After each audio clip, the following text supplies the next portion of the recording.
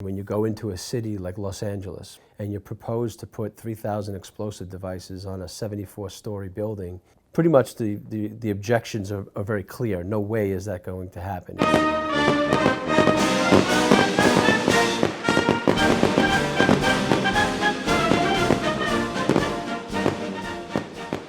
Any given performance that we have, we certainly, on many of the bigger ones, the one that I have in front of you here is Boston, on the 4th of July on the Esplanade. It has a musical score that we've put together. And what I use is a visualizer where we could plot each and every one of the shells or the aerial devices and see what they look like in the space, in a 3D space that we're working, whether it be the camera position or whether it be the live audience.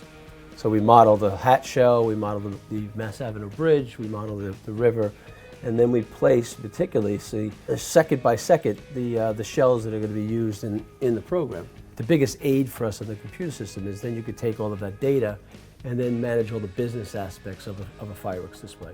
What's the cost of the material? How many mortars do we need? How many 4-inch, how many 5-inch, 6-inch? And then you get into, okay, how many barges, how many tugboats, how many hours you have to have on the tugboats. All of the mathematics of the money and the expenses and the budget has to be controlled.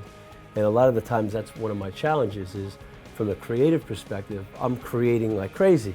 I have certain vision, but then you bring it back into the business aspect and say, the show still has to meet a bottom line. We're currently 6 generations strong, started in 1850 in Bari, Italy, which is a small little sea town on the Adriatic seaside, which was my second great-grandfather, my grandfather's grandfather.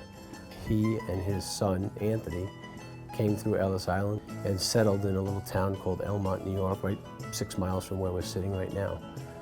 My grandfather then, which was the 3rd generation, apprenticed under his uncle Anthony, and then in 1929 he opened his own factory right here in Bellport, New York.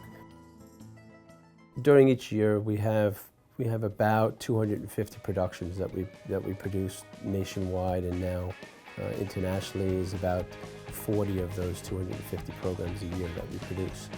And those 250 performances deliver a little over 2 million devices that will handle and move and display throughout the entire world.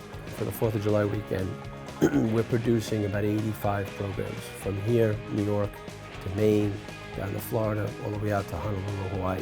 And we'll fire about 300,000 devices over that entire span of programs, coast to coast. And that's quite a lot of material. But 4th of July, we're prepping all year long. Naturally, it peaks right now when we're confirming all of our pyrotechnicians.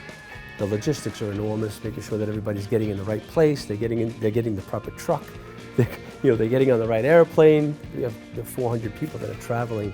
Just think about the number of hotel rooms that we're booking and rental cars that we have and just meals that we're preparing. So it's a tremendous undertaking. You look at any audience, there could be a 5-year-old child standing next to his 90-year-old grandfather or grandmother, and you turn around, you look at their faces, and short of the wrinkles, they're pretty much the same. People are coming and you see something that's so large and so dynamic and so powerful. It's just something that draws people to a performance.